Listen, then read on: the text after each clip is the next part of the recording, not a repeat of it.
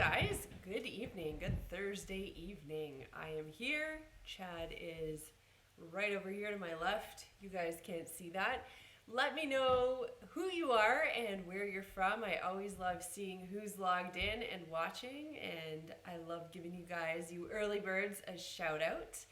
I'm really excited to be doing this week's live stream event. So many of you guys know I'm a business owner.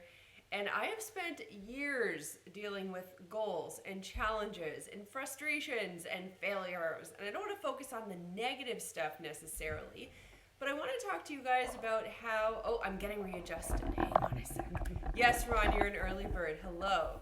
Hi, Rama from Indonesia. It's so nice to meet you. Oh, look at Chad. He's just trying to make his wife look better. I cannot blame this guy. He's so sweet. Hey, Michelle from Chicago. Sylvia, where are you from? So it's great to see you guys. Just a sec. I think it might be a little crooked. Do you notice that, Chad? Hi, Melissa and Chad. Hey, Natasha from Trinidad. Wow. Okay, all of it's coming through. Cynthia's from New York, North Carolina, Ohio, British Columbia, Iowa. Okay, so I know you guys, some of you are saying the volume's a little bit low. I'm going to try to talk louder. I'm going to scream, actually. Poor Chad's going to have a blown eardrum by the end of this session. And we are currently looking into alternatives for our microphones.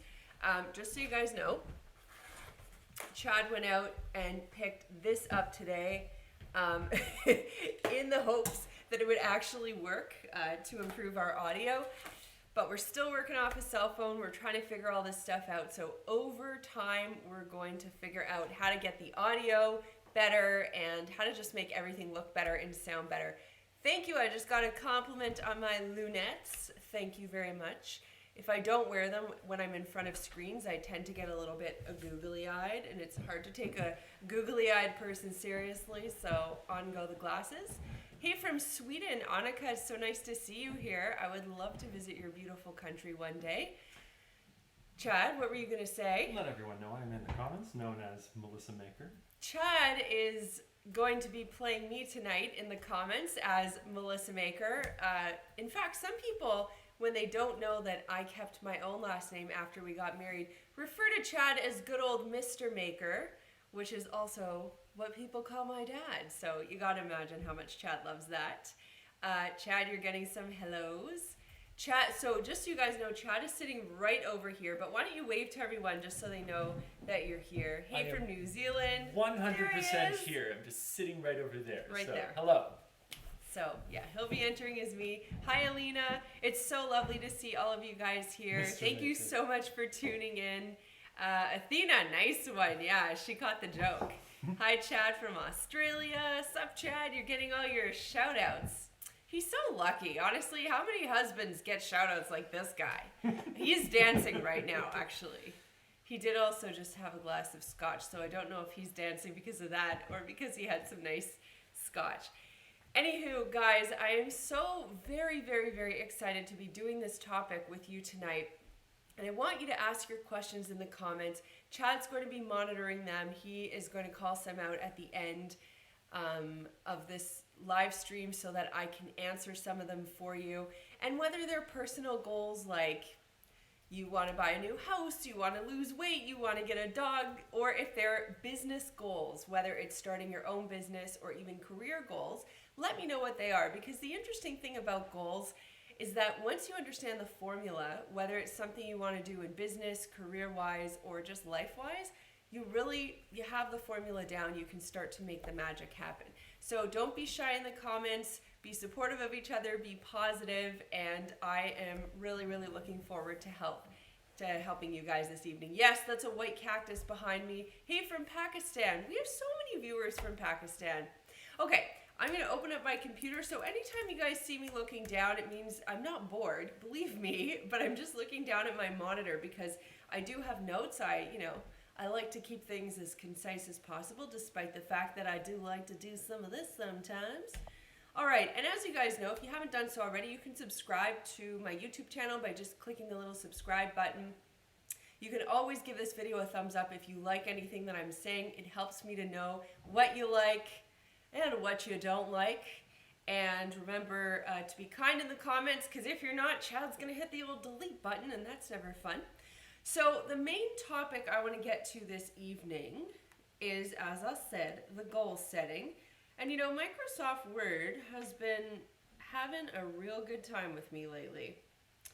What does that mean to you? It means that it's been closing things on me lately. So I'm just going to go ahead and open up the proper document. Thanks for closing that down on me, computer.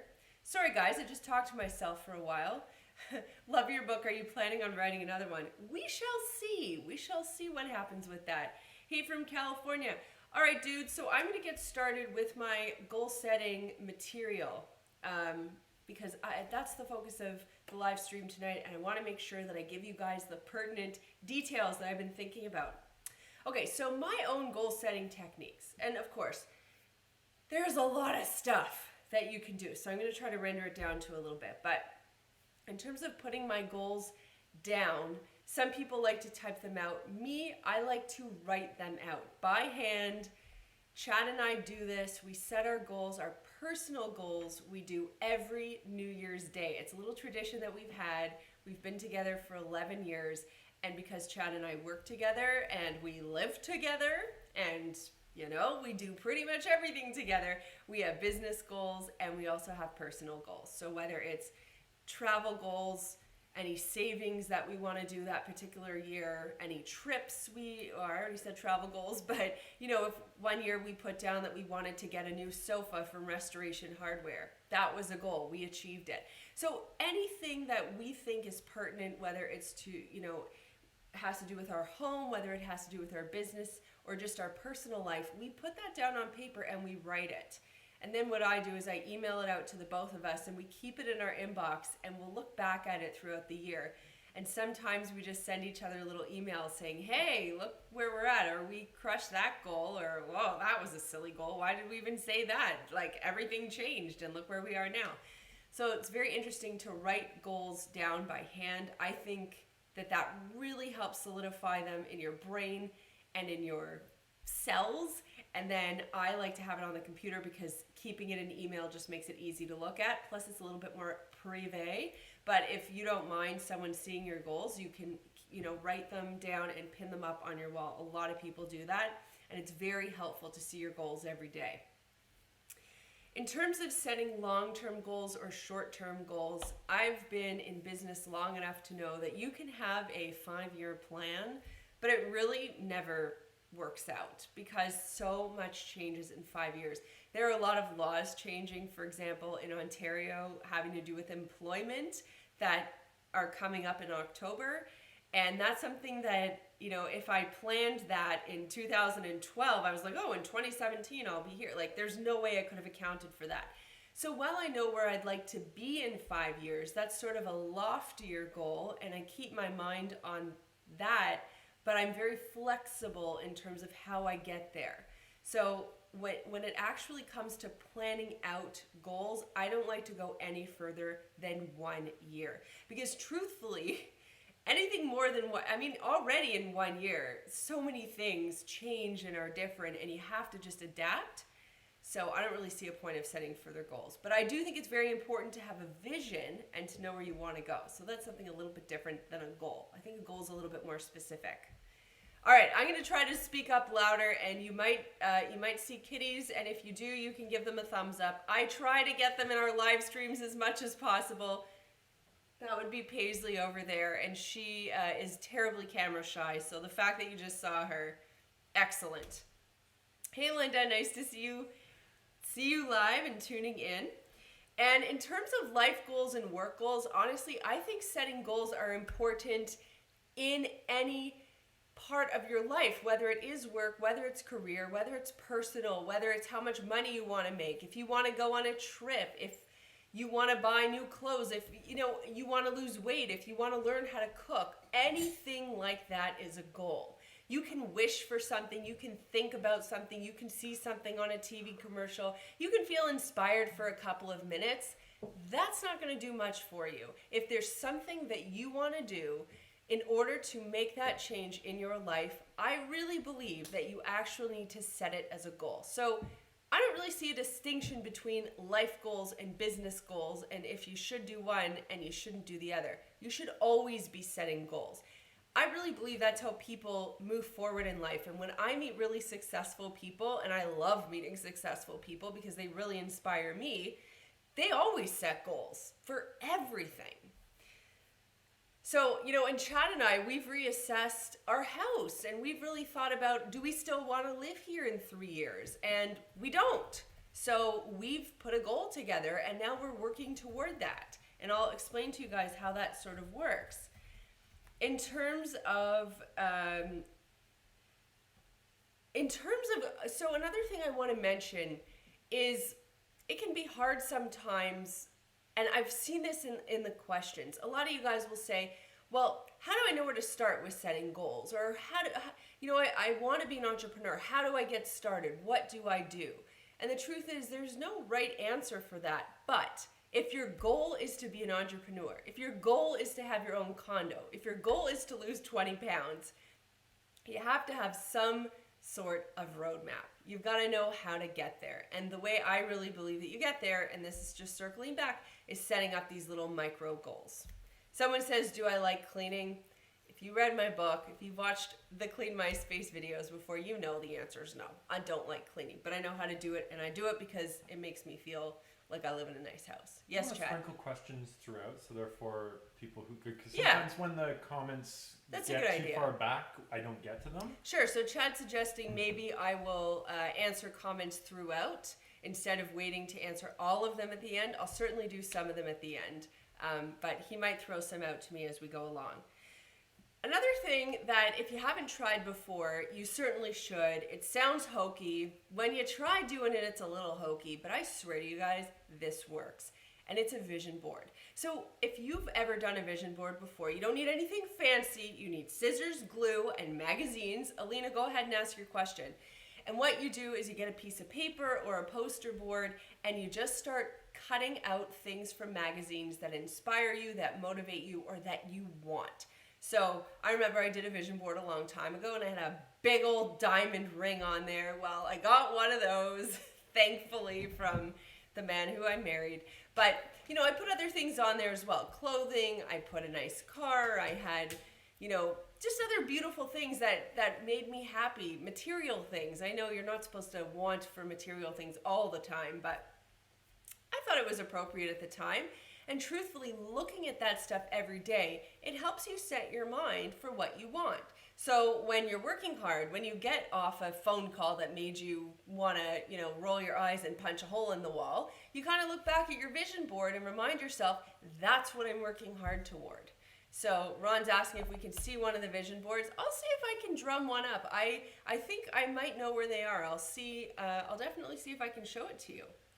Chad's got a question for me from one of you. We got a question from Ariel, and she says... Ariel says... What are some of the ways to get loans or money to start a business? How would one go about question. Calculating startup costs? So how do you get loans or money to start a business, and how do you calculate startup costs? Now, one of the most important things when you're starting a business is to have a business plan and do a lot of research. Now, having a business plan doesn't mean that you need a business degree. I have one. It certainly helps. I'm appreciative that I have that degree, and I think, it was somewhat instrumental. However, I know so many entrepreneurs that had zero business training. You can get a template for a business plan online, and truthfully, your business plan, as they say, is a living, breathing document. So it's always going to change. You're always updating it, but knowing your costs are really important. So what I recommend doing is figuring out what the product or service is that you're going to sell, all of your fixed costs, rent, phone lines, that kind of stuff, and then what your variable costs are. So that would be labor or workers or, gas for a vehicle, all that kind of stuff would be your variable costs. And then you can start structuring out how you want to price your product or service. So you'll build in all of your costs, then you'll build in what your profit margin needs to be, and that's how you would get started. And then in order to get money, you would take your business plan and you would go to a bank. And if you're anything like me, the bank's gonna say, you're so cute, and come back to me in 2 years. One more quick question, and then you can get back to your points, Melissa. Yeah. When you're so busy with your business, your home, and your family, how do you not get overwhelmed? And that's from Anne-Marie. Anne-Marie White. Okay. I can answer that question in one sec. But I just want to finish up that money question. If you can't get money from the bank, what you need to do is make your business a side hustle. So keep your day job, start saving, and put that money into your actual side hustle and what you want to do. You can also ask family and friends for loans. If they believe in you and they're generous, they can give you small loans so that way you don't feel guilty or overwhelmed. But truthfully, I didn't have money when I started my business. I waitressed at night and I cleaned during the day, and that's just how I did it. So in order to answer the question about not being overwhelmed, well, you know what? To be honest, sometimes I do get very overwhelmed. That couch over there that you guys are looking at, many times, and it doesn't happen as often anymore as it used to, but many times I would sit on that couch and I'd cry. And Chad would sit and comfort me, and I think you just need someone who understands you and isn't trying to solve all your problems, but just listens to you and tells you that things are going to be okay. And then you learn how to manage stress. You learn how to compartmentalize. You learn how to shut things off after hours. And you learn, and I have learned this over the years, that no matter how bad something seems, there's always tomorrow and there's always a solution. And it's not the end of the world. I mean, we know what the end of the world could look like. And a lot of the things that you're going to encounter throughout business and career, that does not constitute the end of the world. All right, let me get back to this. So vision boards. If you guys have done a vision board, I would love for you to give me a thumbs up just so I know. That's something I might do a video on in the future. I find it so helpful. And someone just said having support is massive. Props to Chad. You know, one of the reasons I think Chad and I work so well together is because we support each other. And for any of you guys who are entrepreneurial and single, I really recommend that you look for someone who understands your situation and wants that support back from you. Because when you agree, one of the best things we've done is just being able to share support with each other. 100%. Yeah, it really makes a huge difference. So I want to just share with you guys some points that I wrote down because I think they're really important. A goal without a plan is just a dream. So some people, you know, I've talked to a lot of people, friends of mine, people I went to school with, people I encounter when they just find out what I'm doing, and they'll say, oh yeah, I've always wanted to open my own cafe or whatever it is. Well, that's nice. So what are you doing about it? Like, dreaming is one thing, but setting a goal means you're taking yourself seriously and you actually want to get it done. So remember, if there's something that you dream of, that's lovely. But if it's something that you actually want to do, that's when you need to set goals. All right. So once you set your goals, I think it's really important to get support from people around you. So whether that means, by the way, it is so hard to do something like start a business if you don't have people who support you. And if you're in that situation, my recommendation is to keep it to yourself. Don't talk to people who aren't 100% behind you. And then find people who really do support you. So whether it's an old teacher, whether it's a small networking group of other entrepreneurs, there are lots of Facebook or meetup groups where you can meet other like-minded people. But honestly, that support is so important. And to this day, anytime I meet someone who's an entrepreneur, no matter how big or small their stuff is, I will go out with them. We will go out for brunch, we'll go out for coffee, dinner, I don't care. For me, I need to surround myself with like-minded people all the time. So, and this is, 11 years into running a business, and that is still, it's food. Like, that's what feeds you. That's what fuels you. So once you have a goal, you actually have to go out there. You have to make it structured. And I'm going to get into the SMART goal setting method shortly. If you haven't heard of that before, it's really helpful. And that really is how you achieve goals. But once you actually set a goal out, you actually have to go and pound the pavement. A lot of people think, well, I've set a goal. So now, come on, universe, let's make it happen. Like, The universe doesn't work that way. Once you set a goal, you go out and you start pounding the pavement. So whatever it takes, you have to do.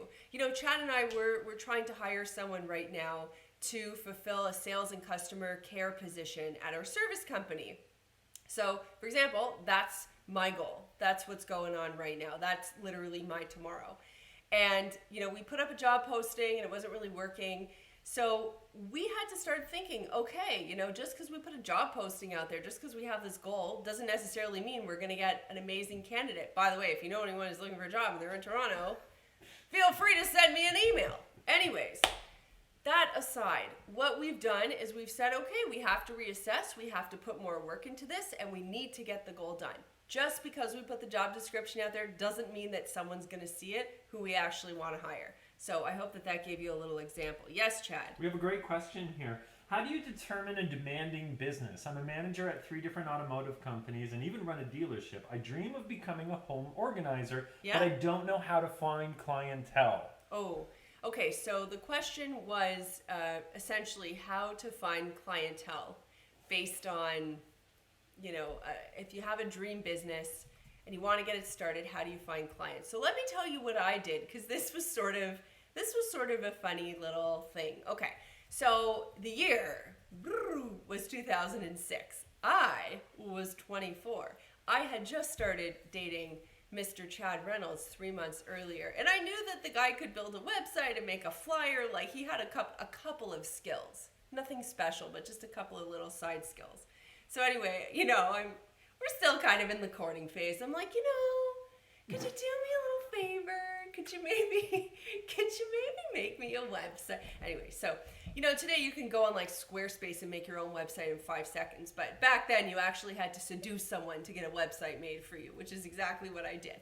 But once I had that website made, I then made up these flyers and I gave them to everyone that I knew. I did an e-blast, which was cool back then, and I sent it out to friends, family. I hustled like you have no idea. And then what happened was my cousin sent me the first referral. And I went out and I thought, God bless this man who hired me to clean his house. He has no idea who he's hiring. I have no idea what I'm doing, but I'm going to go and clean his house. And guys, can I tell you, he's still a client of ours today. And I told him this story a couple years back. His name is Xavier. And I said, you're going to laugh when I tell you this, but you were my first client. And he just thought it was hysterical. So that's what I did.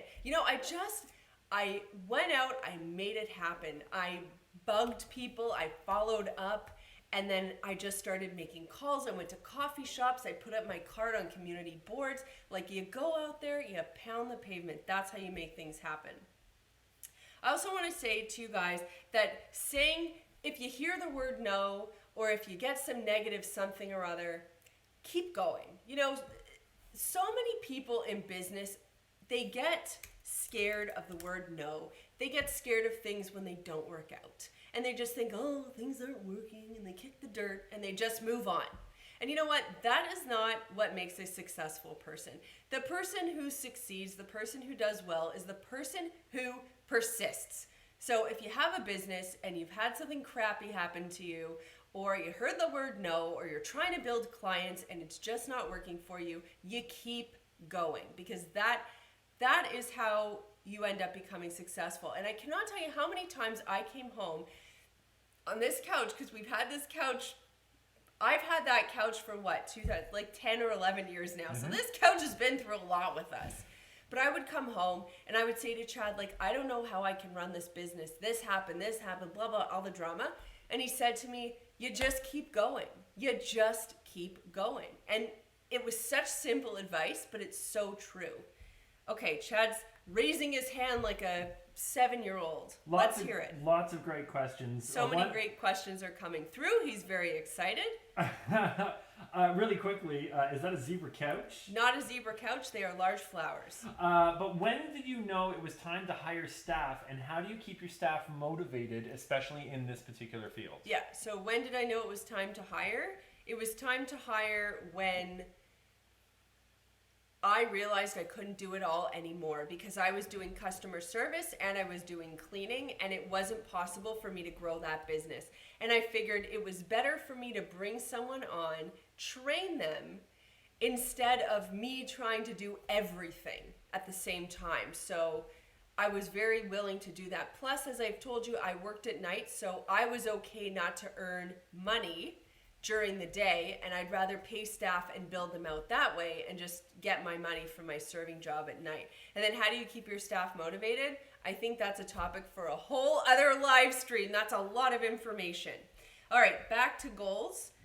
I think asking for what you want is very important. Commanding it from other people, not in a, B way, but commanding what you want in a respectful way, but asking for it is really important. That will help you on your way to achieving your goals. And also, you've heard the saying before, the squeaky wheel gets the grease.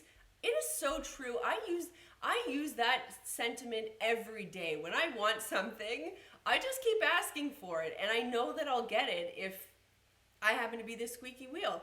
My girlfriends and I were out for dinner, and we had like the worst service, and it was such a fancy schmancy restaurant. I'm not going to say which one it was, but it was in downtown Toronto, and everyone talks about it, and we had the worst service. And I spoke up, and we ended up eating for free. And it wasn't that I was being rude, but they were embarrassed. And had I not said anything, we would have paid a lot of money for a dinner that was not good.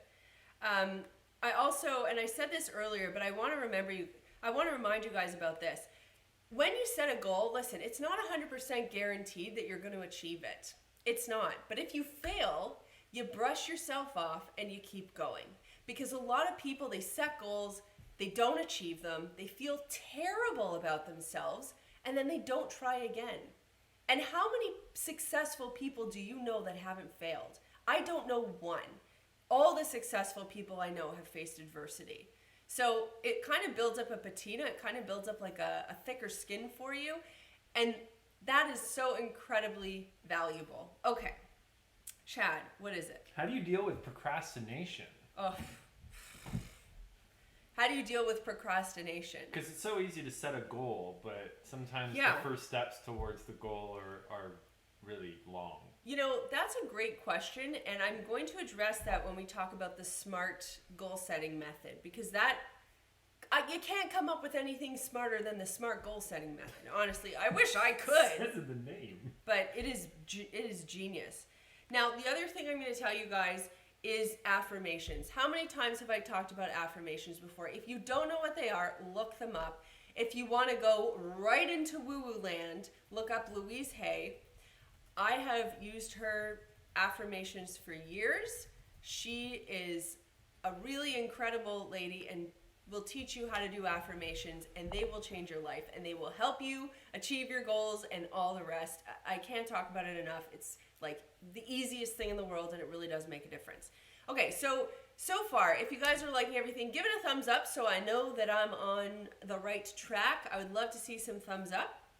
And I want to talk about some goal setting strategies, and I'm just going to fire through these quickly just so you guys have the information top of mind. So the first one is assessing and reflecting on your goals. So what is the goal you want to achieve, and does it align with your values, and is it worthwhile? So funny story, when I first started, yes, Ron says just do your affirmations in private. Totally, don't do them out in public. It's very weird, trust me. So a long time ago when I first started the cleaning company, and I'm just going to be very honest with you guys, I thought about starting, I bet you a topless cleaning company would make so much more money. Now, who gave me this idea?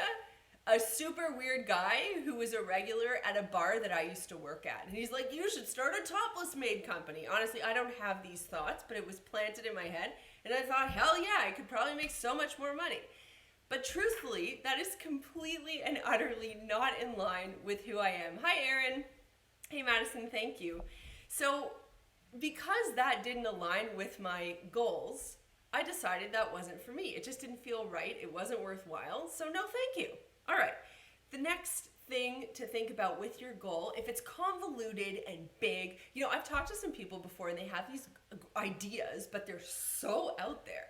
So when you think about your goal, think about, if I had to sit down and explain it to someone, would it make sense? And if it does, then you have a clear picture and a clear idea of your goal. If it's still sort of convoluted and floating around in your head, you might want to rethink the strategy before you actually set out the goal, because once you have that roadmap, you want it to be smooth sailing, baby. You don't want to have weird dips and turns. All right, does the goal excite you? If you're not motivated toward actually doing the goal, it is going to be virtually impossible to get yourself out of bed and sitting on your tush in front of your computer or picking up your phone and hearing 450 no's. You have to be excited. You have to be motivated. This goal has to literally light a fire under your feet each day. Then I think it's also important to reflect upon the goals that you've set in the past and see what's worked for you and what hasn't. So if there are goals where you've been able to crush them and achieve them like nobody's business, what did you do so well? So for example, when I was writing my book, they gave me 6 months. Just think about that for a second. 6 months to write this book. I signed a contract. I had to write this book in 6 months. I will tell you guys, it was like the hardest 6 months of my life. But I set a schedule. I did not allow myself to fail. And I just told myself I had to do it. So now when I think back on, what worked, I was regimented. I went to the library 5 days a week. I wore classical music in my ears. I packed my lunch every day. I was so regimented, but it worked and I was so efficient. And that's why I was able to achieve that goal. So think back to what really worked and then implement that. And then think about if there are any adjustments that you need to make if something didn't work. And then implement that. So I'm getting some hellos from Christina and Andrea. Hi guys, nice to see you here. So Chad, I'm going to ask you if there are any questions that have come in, and then I'm going to get into the SMART goal setting system. Absolutely. What do you do when you feel like you're just about to give up, or you just have given up because you feel like a failure? Guys, introduce me, please, if you ever meet someone, to one person who has not felt like a failure before. I feel like we are born feeling like failures. I'm kidding. It's not that negative. But the truth is, we all fail sometimes. We all succeed sometimes. We all win. We all lose. The point is, what's your attitude toward it? And how are you willing to get past? And how long do you want to wallow in that crap for? So if you fail, it sounds grandfathery, but pick up your socks and move on. I've had pity parties for a very long time. And let me tell you, all they do is waste time and make you feel bad. Chad and I now know when I have a crappy day, the way I deal with failure and things that piss me off, I come home, I literally vent my brains out. I scream, I cry, whatever I have to do. It's so ugly, right? But then it's out of my system, and I've just processed it and I've moved on. And what I used to do, and I think what you might have been struggling with, is that you sort of carry it with you. You burden you put it in your body, you carry it on your shoulders. You feel bad about yourself. You think everyone's looking at you and knowing all your dirty little secrets and how much you fail and how much you suck. No one thinks that, because everyone's too busy thinking it about themselves. They're not going to worry about you. I swear to you, that's really how it works. So just put that bad thinking to the side, process it, really get it out, and then move on.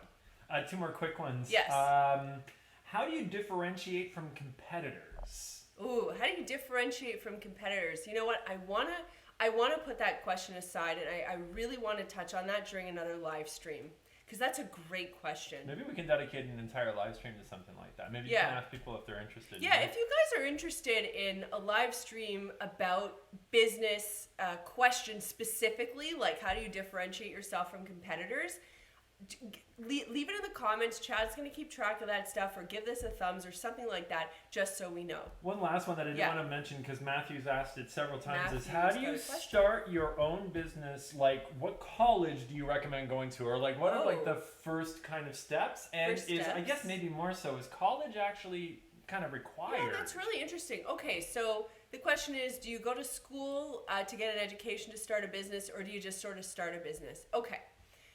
So When I was graduating from high school, I was this close to not going to university, and I got accepted into one of Canada's best business schools. That was a last minute decision. I almost didn't go, and I actually owe it to my friend Joanna, who I've been friends with since I was 10 years old. She and I had applied to the school she was going, and she said, "Ugh, Mel, like, just come." And my grandmother, who has since passed away, but it was so important to her to see her grandkids get university degrees. And really, I kind of thought, it's 4 years. Like, I'll be, 22 when I graduate. It's fine. So, I am actually grateful that I did go. But I'm going to tell you this, Matthew. I don't think it's that important. Because truthfully, nobody could have taught me the things that I have learned by actually running my own business. You learn so much on the job. What I would recommend is if there are any online courses or community courses that you can take, or if there are any mentor programs that are available in your area where business owners will actually sit with young people and help them develop a business plan, do that. And then just get going. Don't wait. Also, I started my business when I was 24. I'm 35 now. I could not imagine having a life and an established situation and then thinking, okay, I'm going to start a bit. If you're young, guys, if you're older, do it too. You have, I think, a little bit more hoops that you might have to jump through given financial commitments, family commitments. But when you're young, it is the best time to do it, because you know what? You don't know what you don't know, and you're going to learn it on the job anyway. Okay, let me get into this SMART thing, because I think it's really important when it comes to goal setting, and I'm really excited to share it with you. So this is not my idea. SMART is a very famous goal setting method, but it works, and it's SMART. Okay, so SMART stands for specific, measurable, attainable, relevant, and time-bound. So this was developed out of the University of Columbia in the 1960s by Edwin Locke, who really, good on you, bro. This was a good move. So here's what SMART looks like. Specific, the first part of the goal setting technique, means your goal has to be specific and not vague. If it's vague, like I want to have $1 million, who doesn't?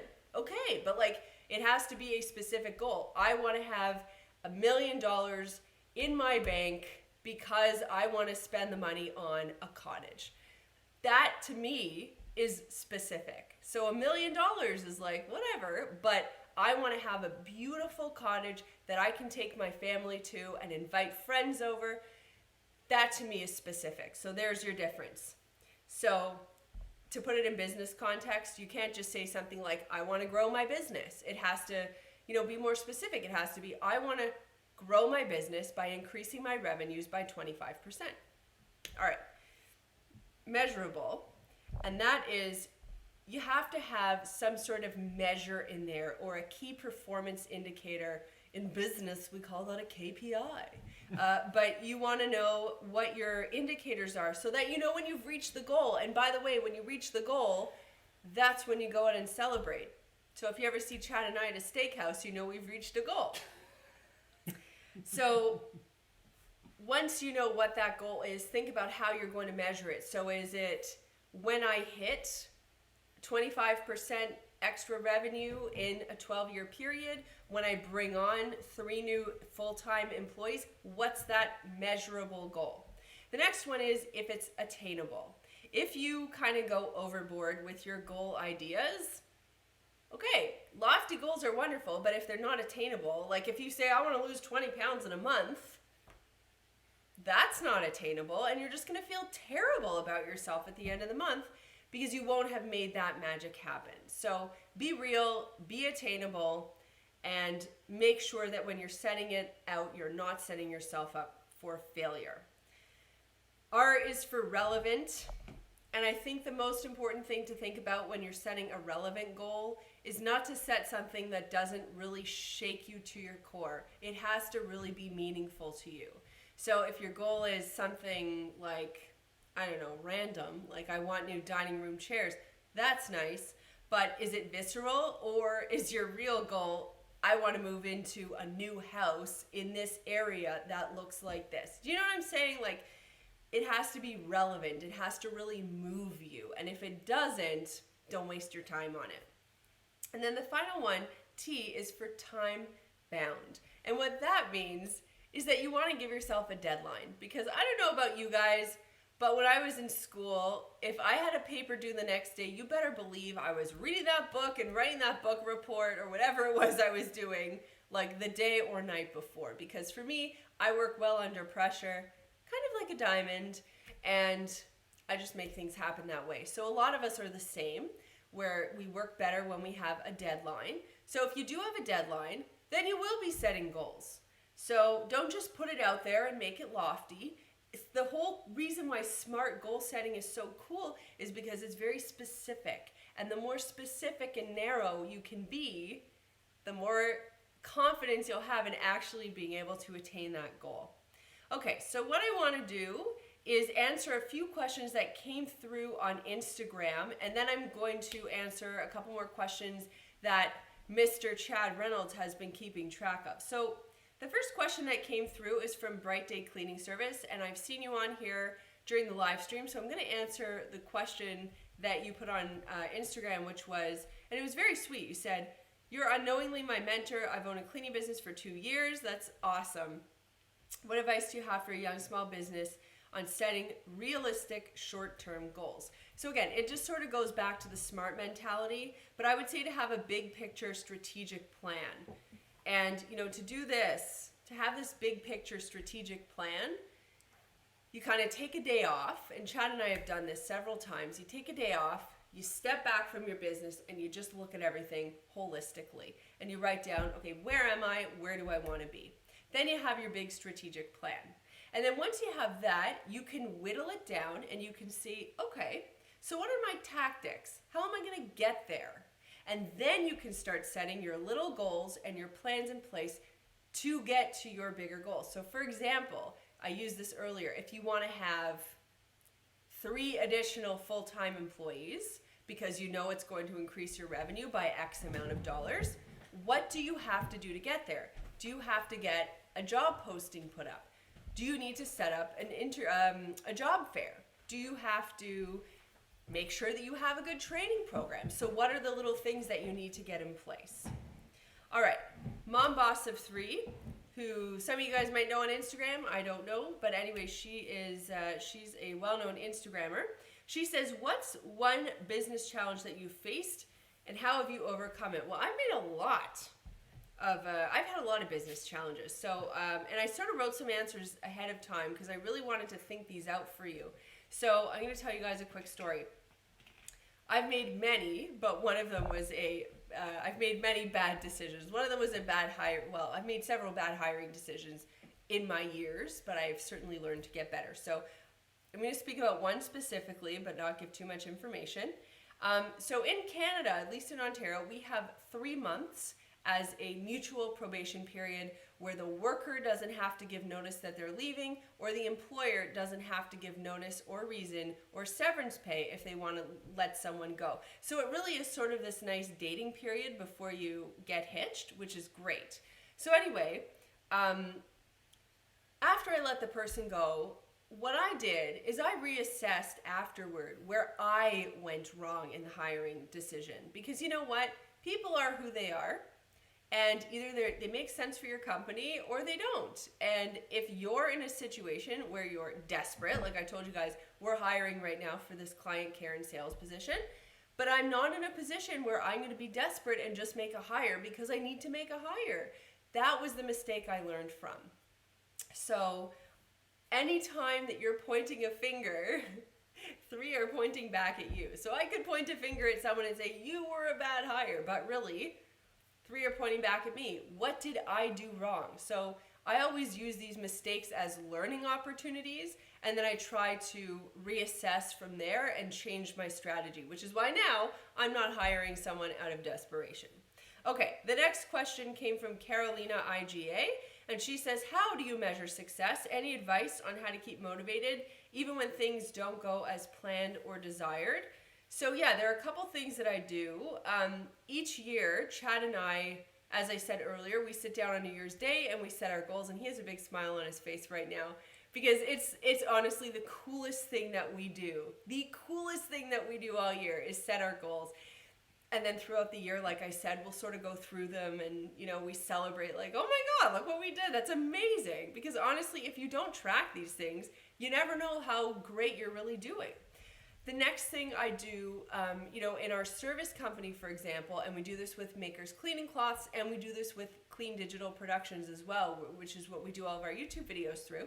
We look at what we call key performance indicators, or KPIs, which is very businessy and very Dunder Mifflin paper sounding, but it's a really important thing to measure.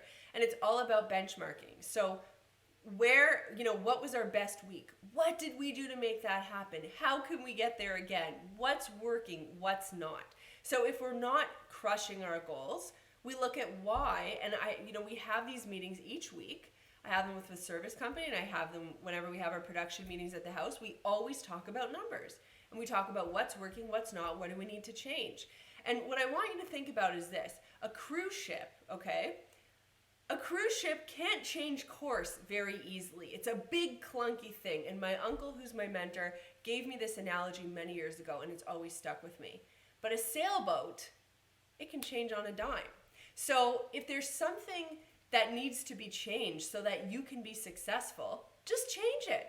You're not a big crew, you're not Walmart. Like, you don't have a giant organization, or you're not the government where you have like a million things that need to change. You can make that change very quickly. And the cool thing is, you can just adapt and make things happen. You don't have to wallow and wonder and worry. Like, you can just make things happen. That's kind of the cool part about being in business. Okay. And then in terms of how to stay motivated, as I said earlier, meet other like-minded entrepreneurs. Don't go to your mom or your dad or your siblings or your friends, because most people, unless they are entrepreneurs, they're not, and I'm speaking specifically to the business owners here. And if you're not a business owner, if you're in a certain program at school, whatever it is, find people who are like-minded and use them for strength, and then offer them strength in their time of need. Really, you have to build a community. You have to build people who are like-minded, who can help you and who you can help. It is one of the best things you can do. And then Lana Tate, she says, what advice do you have for someone who's interested in being an entrepreneur? Where do you start? Oh my gosh, you guys, I get asked this question all the time. So when I knew, like when I was a baby, I knew I wanted to be an entrepreneur. But again, that's like a very lofty goal. So when I actually had a job that I didn't like, I knew in my heart of hearts it was time. I researched and I put a business plan together. So I looked at who's the competition, who's out there, who's doing well, who's not doing well. What's missing in the market? How much are these people charging? What's my differentiating point? And I thought all of these things through, and I put together a business plan. Now remember, your business plan doesn't have to be perfect, and you're gonna look back at it in 5 years and you're gonna like laugh at it. It's gonna be ridiculous. But you just need to do it now. It's like when people say, how do I start making YouTube videos? You just start. Your first one's gonna be terrible. Just get over it and start making them. So that's what you do with your business plan. It's gonna be silly, but you just do it. Okay, businesses are not created on a wish or a dream. They really have to be researched, strategized, and planned. So like I said, I mean, look at pricing, look at your fixed costs, look at your variable costs, start somewhere, and then like the sailboat and not the cruise ship, just start adapting. So the coolest thing about being a small business owner is that you can change things so easily. Now if we want to make a change at our service company, we have to roll out like a whole letter to like tons and tons of clients. Or if we need to make a policy change with our staff, we have to get like 30 people to sign off on it. It's a lot of work. But when you're small, you can make these changes very easily, and it's really cool to like tweak and fine tune your business. Ideas are great, and I know people who come to me all the time. They're like, "Oh, Melissa, I have this great idea for a business," and then they're like, "What's on Netflix?" It's like there's no motivation there. There's no goal. There's no, you can't just have a great idea. Like Mark Zuckerberg didn't have a great idea and then started Facebook the next day. This guy worked like a dog, and he had an idea, he had a vision, and he kept working at it.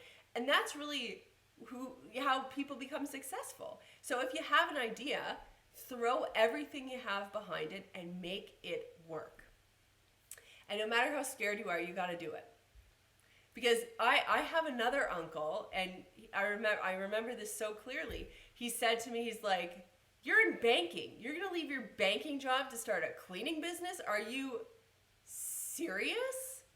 And to this day, whenever he sees me, he says, "Melissa, I'm so glad you didn't listen to me, because look at you now." And it's my Uncle John. He's an awesome guy. And it's really funny whenever he says that to me, because it's so funny, like to have someone say to you, "I'm so glad that you didn't listen to me." And then my final piece of advice for you, Lana, is to side hustle. Because I think in today's world, it is perfectly normal and expected for people to have a side hustle. I know a lot of people that have them, and for me, Clean My Space Services was a side hustle. Like I told you, I was waitressing. I quit banking, and then I started waitressing to make money, and then I started Clean My Space once I had enough funds saved up and I knew I had enough job security that I could sort of work the two things, and that's how I balanced it out. So side hustle first, don't take too much risk unless you know you can or you have the financial backing to make it work, and get to it. Okay, Chad, what are your questions? Rocking Star asks. Rocking Star asks. When is the next live stream, and how can people kind of do this on a regular basis? Because one of the things that a lot of people are saying is like all this business talk is amazing. There's like 1 billion business-related questions. Guys, this is great. Perhaps we kind of start focusing on that. And how often are you doing these? Okay, so the question is, how often are we doing live streams and when are they happening? So they will happen Thursday evenings. Usually, it's a she. I'm sorry. How rude of me. I'm sorry, Rocking Stars. Sometimes it's hard when you see a name that's not a person's name, but sort of a title. It's hard to know the gender. So I apologize. Anyway, so she asked, what's going on with my live stream schedule? So I'm trying to do these once a week. As I said, Chad and I are figuring out equipment and audio and all that lighting and everything. They're just going to keep getting better. So we're just going to keep making them better and better. We're doing them once a week. They're Thursdays, either 8 or 9 p.m. I'm just sort of testing out timing to see what the response is like, but it's going to be Thursday evenings. And if you guys love business talk, seriously let us know in the comments, because we're going to start writing down ideas for different topics. You guys can probably tell, I love talking. Look at me, I'm like so excited. It's like my bedtime, and I don't want to stop talking about business. I could talk about it forever. So, let me know your business questions, and we'll try to build some live streams around them. Yes, Chad? Working 12 to 14 hours a day can get exhausting. Yeah. What are your suggestions for managing time and not eliminating all of your personal time? So working 12 to 14 hour days can be exhausting. It sure as hell is. It's crazy. Like the things that we have to do now, you don't have 8-hour work days anymore, because you're always looking at your emails and either that or you're on shift work or whatever it is. But the truth is, carving time out for yourself, and the question was, how do you manage, enough time for personal stuff? For me, I schedule things in. And I have a video coming up where I talk about, how I've managed to go to the gym for the past year. Some of you guys might know, old me hated going to the gym, but I've been going 3 times a week for pretty much a year now, which I am so freaking proud of. But so much of that had to do with scheduling. And then when it comes to seeing friends, if you don't schedule time to see your friends, you're never going to see them. So what I do is when I'm with my friends and I'm having a nice time, I always say, let's pull out our phones and put a date on the books. So for me, it's all about scheduling, and that's how I make time. Because if I don't schedule it, honestly, I will sit at home, I'll pet the cats, I'll do my nails, I'll watch TV, I'll find anything to do to waste time. Yes, next question. Elizabeth asks, are we going to do one subject or topic each week? I let her know that we're going to kind of figure out what people like. Yeah, you know what? We're going to see what works. This is sort of still new-ish for me and for Chad. So we're going to see what you guys like and who shows up and who's interested in what. Oh, Adriana, you just signed up for the gym today. High five, girlfriend. High five. I think you're going to like my business. My business. Oh my God, it's 9:56 p.m. My video is what I actually meant to say. My business. I'm going to write that one down. That was funny. Okay, what other questions do we have? Was it Andrea Swahan that you were just talking about? She is a single mom who has 3 autistic kids who just started. Oh, I think we just got an email from you. Yeah. No, we got it wasn't an email. It was a comment on a YouTube video. Oh, a comment on a YouTube video. And from Australia, right? Just about to start a massage course, and she's like really excited about getting to it. No more procrastination, and despite fear, I'm going ahead with it. Oh my God, you do it. You do it. You know, if there's something you guys are scared of doing, just freaking do it. You know. There's really something to be said for just doing it. And if you fail, it's fine. And if you waste a little bit of money, it's fine. Just do it. And you do it because if you don't do it, there's a place in your heart where you will know forever that you didn't try. And you will always wonder, what if I did?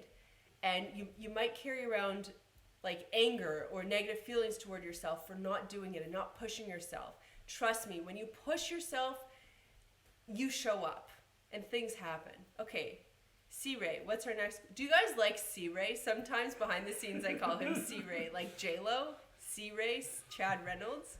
Okay, what's your question? Oh my goodness, there's a lot. So oh boy, they're all coming in. It's kind of tough. If you have a general idea for a project, how do you find inspiration to pinpoint something more concrete? So I guess it's how do you hone it? Yeah, if you have a larger idea for a project, how do you like really get it down to that, like something that you can focus on? Okay, so if you have a big project in mind, and I think what we'll do is just a couple more questions because it's almost been an hour and I'm sure y'all have other things to do. And as I said, I'm getting a little sleepy, so I need some time to wind down. But the question was, how do you pinpoint what to do? So for me, it's C-Ray, like R-E-Y, like your last name. He even spelled his own thing wrong. Oh my God, who is this guy?